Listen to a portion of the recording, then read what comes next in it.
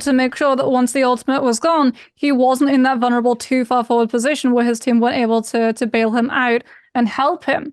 As XCG, JJH, and JL have all landed in the area to be able to get their hands on Fireflies. NightHQ is the one who's been able to get his hands on them first, though, and Godly is immediately going to be targeted with that Zai V2 and just goes down immediately. Zai off of the rip does so much damage when you get that ultimate online. JL swarm, but XCG see that they've gotten their kills, see that there are way too many teams in the area to contest, know that NightHQ's ultimate is about to run out and go full disengagement mode before JL are able to catch on to them.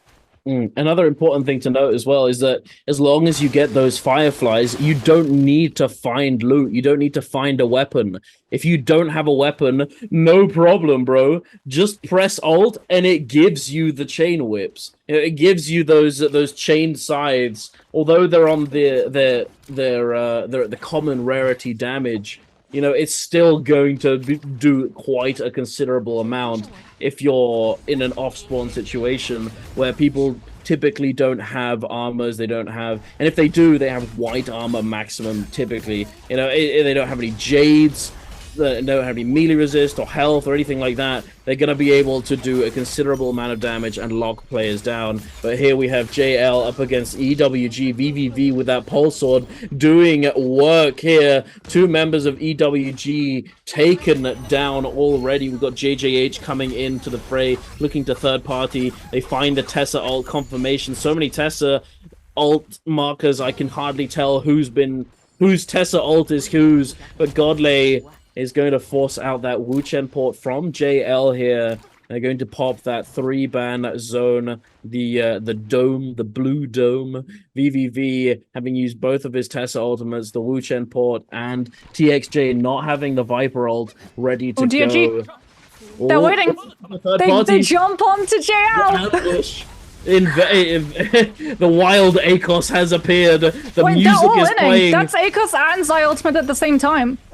Yeah, I think the thing is that I think that's what this composition just does. I think that's kind of the objective. You just look to go for those all-in opportunities using both of the cooldowns. Just unload all of it onto a team. Keeping it's not the Zai ultimate, it's the Matari and ACOS. Matari and ACOS ultimate. But then yeah, so they do still have the Zai burst damage and deterrent if they do get third partied. Exactly. It is going to be a Bane's Wrath dropped. I believe this is FPX's. Yeah, they're the ones with the Tasmans around them, and unfortunately Batter are the ones having to dance around those AoEs so that they don't get hit and take all of that health. As Peak, unfortunately, 1 versus 3. Yeah, FX aren't even going to play with that food, they're just going to take him down. There's nothing that Peak would have been able to do against that one. Clean fight for FPX, no use in saving the Soul Blooms because they're on a 2-minute timer.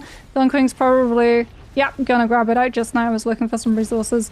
First of all, they have to be incredibly careful though. They burn both the Tumulture and the Takeda ultimate. And the Bane's Wrath is going to give away their location on the minimap as well. So teams are going to be looking for that third party opportunity when they see things like the no ult zone and the Bane's Wrath come into play. Is XCG have already been able to buy a purple armor for their Zai, or maybe they've been able to find a legendary trove and pick it up out of that one. As Lane with that blue fan is trying to find the hit in with the Zai F3. XCG's NightHQ says, anything you can do, I can do better, but I can activate my ultimate first. Lane, however, still able to find one hit. Gets the Matari ultimate to be able to use his own F3 yet again, but unfortunately that F3 takes him into perfect range of XCG's Zai ultimate. Matari does make it a little bit harder to tell where the Zai has ended up. You can see that health restore coming on through. 50% of all of the damage that they do when the Matari ultimate is active is converted back into health, but XCG, because they held on to their Zai ultimate, is going to be able to get so much damage with that V2. Lane now outside of the chain scythes, gets to put himself onto the sidelines of the fight, gets a heal off, comes in with the F3. NightHQ finds a connection with his own F3. Unfortunately, goes incredibly low, has to use the spacing of the charge vertical on the fan, and then fakes out the second floor to get the parry when Alliance's boy right into it, and 40'd have to clank, and as a result, does manage to find the kill, but Alliance are still able to mostly clean it up. They will be able to get the revive onto Alliance's bow, as Lane and Revenge together are able to dispatch the other players from XCG's side.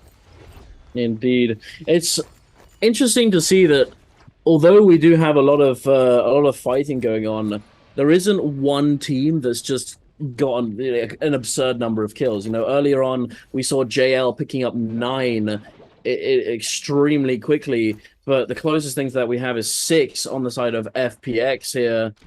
Most teams have managed to take down a team for themselves. So we've got JL, DRG, Wolves all sitting on 3. We've got Alliance on 3, BBE on 3, XCG on 2. But that is going to be changing rather shortly. We've got JJH engaging onto EWG. EWG 9 not even able to use that Matari ultimate before that Viper ult comes through. Godley as well with the Tessa charms. 14 trying to make something happen with the Zaya ultimate, but he's just not able to do anything substantial before the Tessa charm comes through, and he does get taken down along with his teammate. And now it's just a matter of cleanup duty for JJH. Are going to be taking it down this lonely zipping very soon. He's trying his best to stay alive, to stay on the move, but there's nothing that he can really do. And JJH are going to be picking up 3 eliminations for themselves as well. EWG getting sent back to the lobby. Not looking too good for EWG, nor is it looking all that good for J-Team. 3 games down, and they're on 9 points total. And that is definitely a huge contrast to JL sitting on 55. DRG on this spicy composition going into the cave. They've given a location. BBE was waiting for them to go in and expose the backs. Oh! That could have been so brutal. As it is, it's probably still going to be brutal. As BBE's Ivan says, the forecast for today is a snowstorm and comes in with a huge blizzard freeze connecting onto so many of these players. Akos ultimate does come through connecting onto the Justina to make sure that Ivan is not able to keep the rampage going, but unfortunately the Tiger Pants runs on out and the Justina is still able to find those V1 dashes into follow-up charged R&B on that Hang Sword. And this is the danger when you open a stash on this patch. It gives away the location the second that you buy one of those keys. And BBE, when we were panning overhead and looking at DRG about to open that, we saw them sitting above the cliff waiting to drop onto an unsuspecting team. And this is a composition cannonball, or rather ice pick, the variance of it is so good to take these fights inside these caves, because unlike the Farrier, where if you go for the mech and are forced into dropping into that V3 fully committing, if you want to get out of the door frame, you have to sacrifice the ultimate, as opposed to something like the Justina, who can just in and out regardless of what terrain she plays on. Indeed, and this composition it does just obliterate DRG's comp here. You know, you have the Yueishan, the Yoto, and the Justina all there to disrupt that Zai and Akos. They just struggle to really get any value. You can kind of get away with it, but it's extremely difficult to really survive in that close of an area. You know, the close quarters situation, if it were any other team, they'd probably have somewhat of an advantage. But if you've got a Yoto ult, a Yueishan ult, and a Justina in that tiny little space, you're not going to be able to avoid the slashes. The Yueishan's going to come down and prevent the Zai from ever standing on her 2 feet. She's not going to be able to get those charged attacks off. And the Akos, even though he'll try and jump around and try and be disruptive, there's not much space for him to stack up those pounces so they can get to gold focus. And even then, he would have to commit those tiger grabs to stagger the Yueishan. So it's extremely difficult for them to really do anything. But we're going to be heading over to the realm of Yang. Wolves going up against FPX. The Zai taking to the skies, popping the ultimate, using the second or maybe even third F3 here, as we had that Matari ult pop relatively early on up against this Sand Siphon composition. The Kurumi ult now being utilized. XEM, he's not really getting all that much value so far from the Zai ultimate, not for a lack of trying though. This team's been able to position extremely well and avoid a lot of the lockdown potential and a lot of the chain scythe damage that F3 comes through. Knocks away all 3 members of FPX. but it's not going to be enough to allow him the time to heal up. Unfortunately, Dongxing coming in with that purple fan, just tearing through them. RMB after RMB. EG goes down as well. Now in a 1v3, the zipping is not going to be able to do anything about this situation, and FPX are going to come away victorious from this Realm of Yang. Was that only Realm of Yang fight? I don't think anyone else went into a Realm of Yang. Surely not.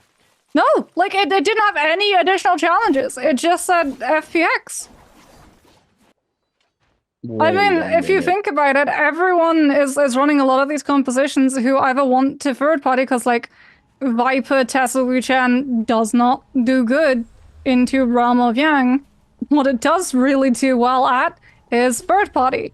And Realm of Yang is literally defined by stopping third parties. It guarantees a fair free versus free, which is why it's so good for things like Transformers when it first released, because it meant that you could all in your ultimates, you could use all three of them without having to worry about being third party and punished if you played your composition the way it was meant to be played. As, yeah, FPX are the only ones that get a buff outside of a Realm of Yang. That's crazy.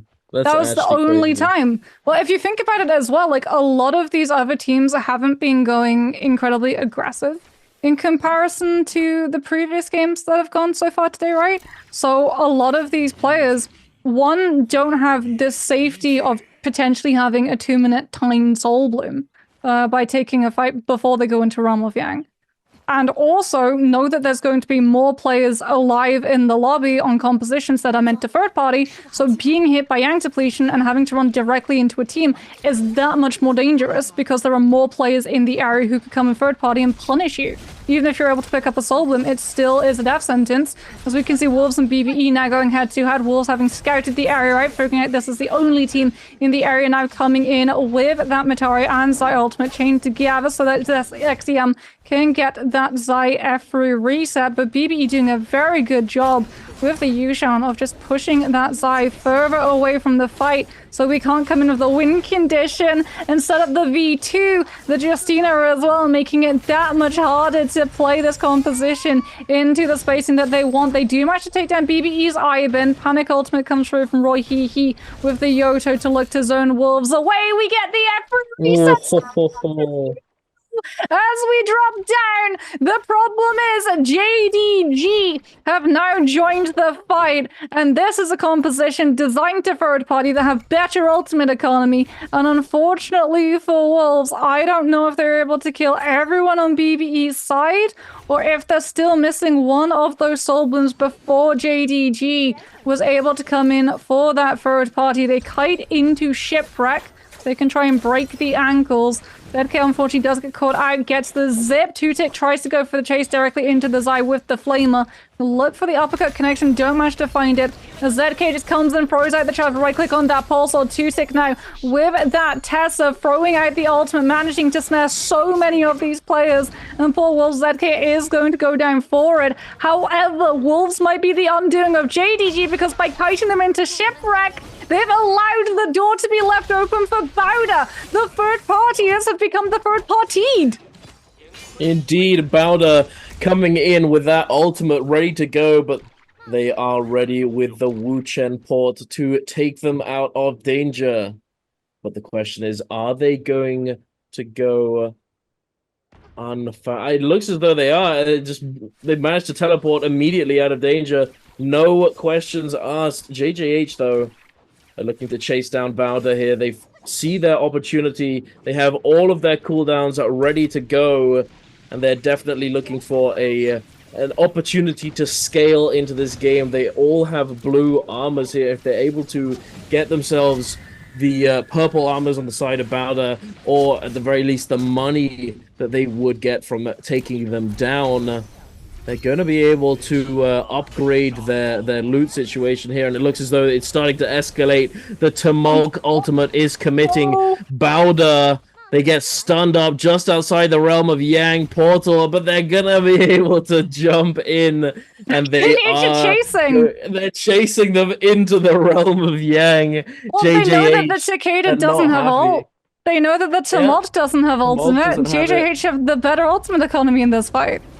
I mean, the Kurumi ult, though, is going to allow them to prolong the fight. So if they're not careful and they allow for enough time for Bowder to get their ult back up, this could go very poorly for them. They need to try and burst them down as quickly as possible, and here it comes. Yeran getting absolutely obliterated. The Tessa ult coming through the focus slide. The damage, and there it is. Yeran is eliminated. Godlayer with this Hank Sword doing so much work. The Tumulk now getting knocked up into the air and followed up on the damage is too much. The coordination coming out from JJH, and Bowder stood no chance. Unfortunately, they weren't able to survive long enough to get their cooldowns back, and it was so close as well. Ye Run was already at 70% or so by the time that they were getting it. They got comboed there. If they'd not gotten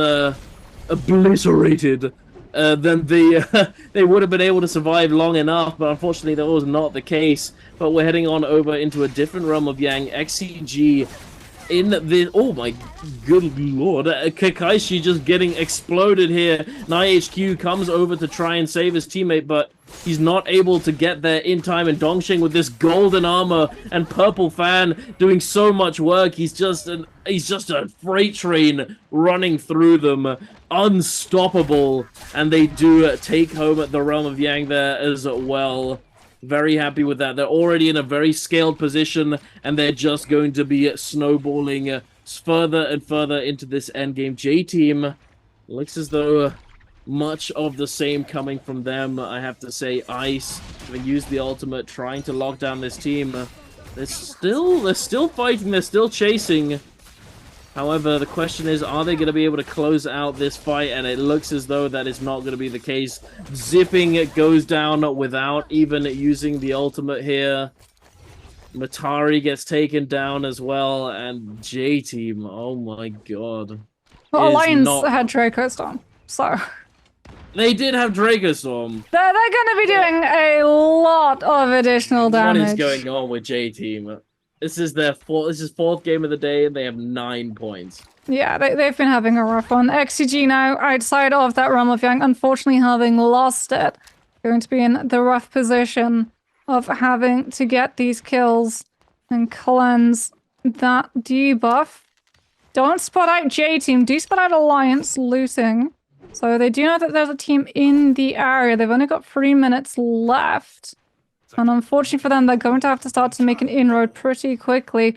Unfortunately for them as well, Alliance disappear into Shipwreck, and XCG don't want to chase that, especially with Bowder appearing behind them, and as a result, they turn onto them. Bowder are still chasing this lone player from Wolves. He's just trying to kite the team a little bit further away. We can see potentially that third party coming on through. FPX show up in the area as well with the Mystic Might, conveying that a fight is going on, and they can come in and look for that third party. Bowder, unfortunately, in a very similar situation to XCG. In fact, the same situation.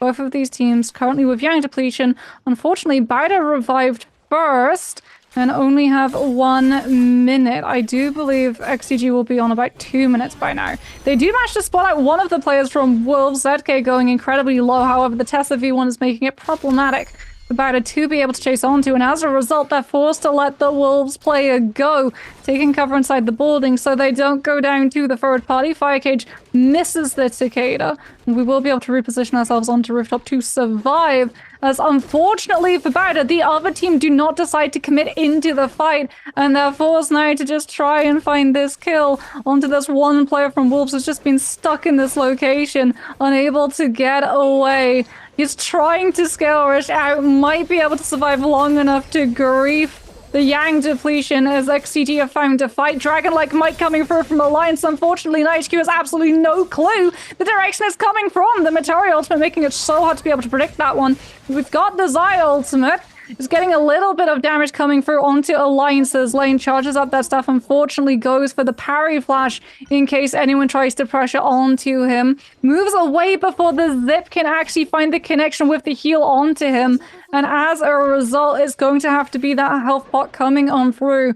The shield pot doing 20% increased heal efficiency, but unfortunately for XDG, it is not a soul bloom. That's the one thing that he desperately needs. He might have found a miracle, though. Running into the zone, into Shipwreck, he finds J-Team's ice! What is this? XCG Express Delivery Order Soul Bloom right to that front door. J-Team's ice goes down at the same time as about to lose 2 of their players to Yang Depletion, and XCG live!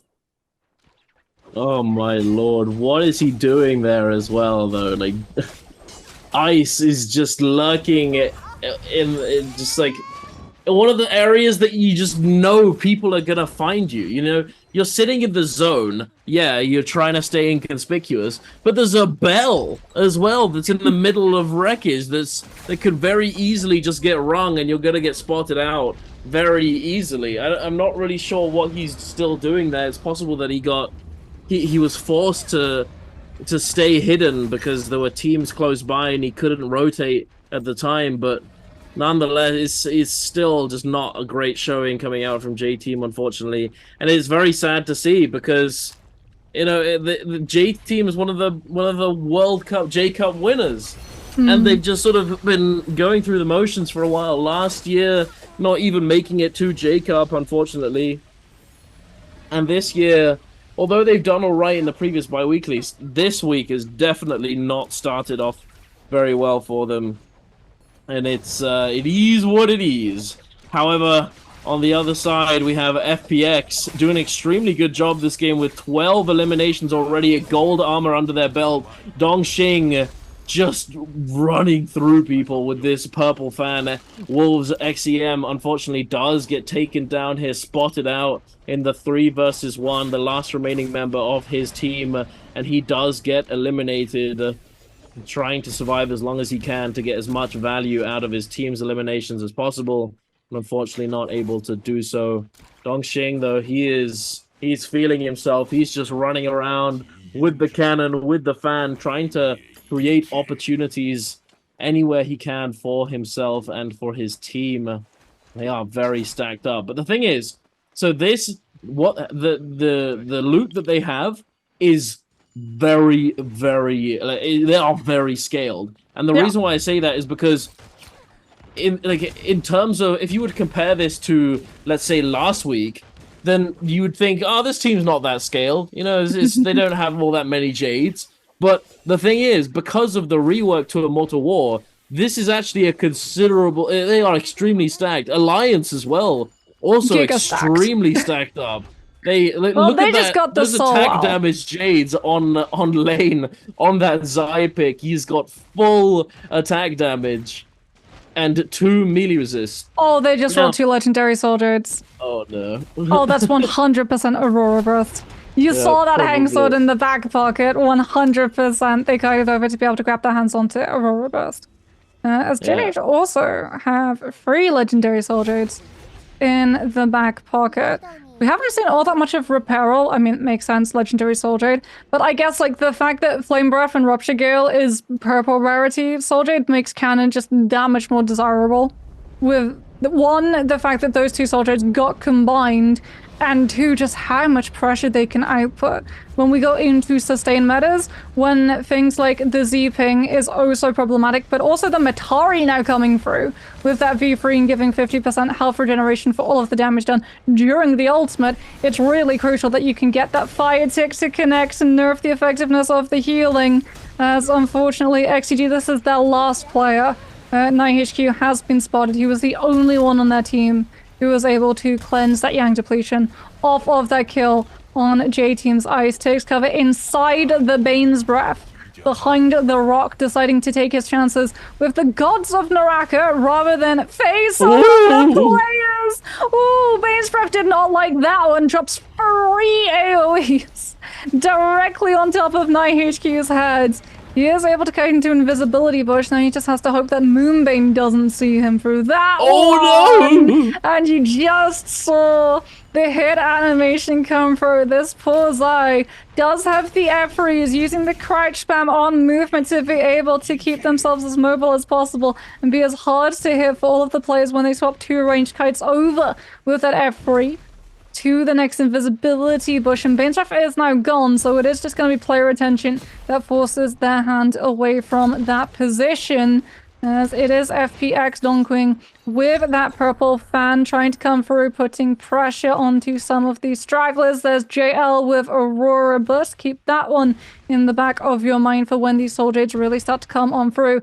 As we've seen in the games previous, all of these teams sort of pick out which Soul Jade they want. JL, in the meantime, have the Flamer to be able to flush out positions of all of these players looking to try and play as unnoticed as possible until the zone properly collapses, taking advantage of the position they voluntarily put themselves into to use that Flamer and hostage push them into the corruption tick damage. Poor DRG's WFC is getting absolutely roasted and toasted, having to use the charged R&B on the Dill Harbor to buy himself the safe spacing. As XCG's Night HQ, less than a meter away from the ACOS, goes entirely unnoticed. Karumi Teva out onto FPX's Donkwing so he can play aggressively forward with that Cicada and keep the ultimate online for as long as possible. JL's VVV just carving out a safe space for the team with that Aurora Burst as Lane throws out the Rampage, and we get to see a little bit of pressure coming through onto DRG's XI, who are too close to the edge of the zone, and Lions want to try and move in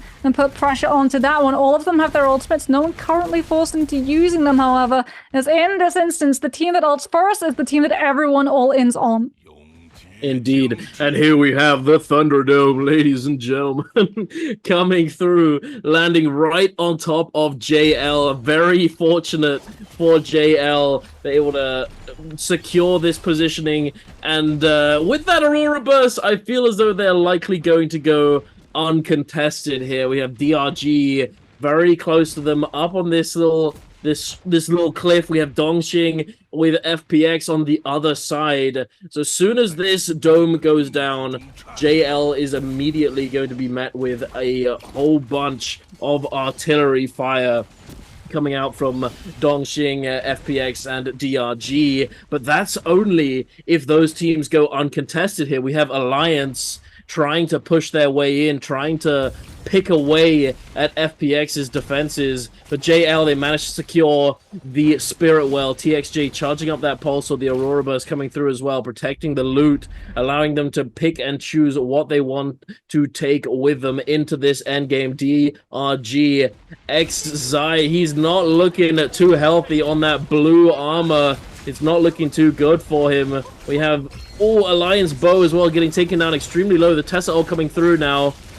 This player is so unbelievably low. Oh no! He doesn't manage to survive, and Wushin does get taken down. TXJ with this huge Viper ultimate. Unfortunately, not really able to get all that much value out of it. Not able to capitalize too much on it. The Wuchen port now coming through, taking them into the zone. But are they going to be able to get back inside? TXJ makes a grapple play to get back in, but his teammate does get taken down. Unfortunately, Alliance doing a very good job of controlling the inner space. FPX playing on the outskirts, forcing these players into the zone. One Fang getting taken down in the zone.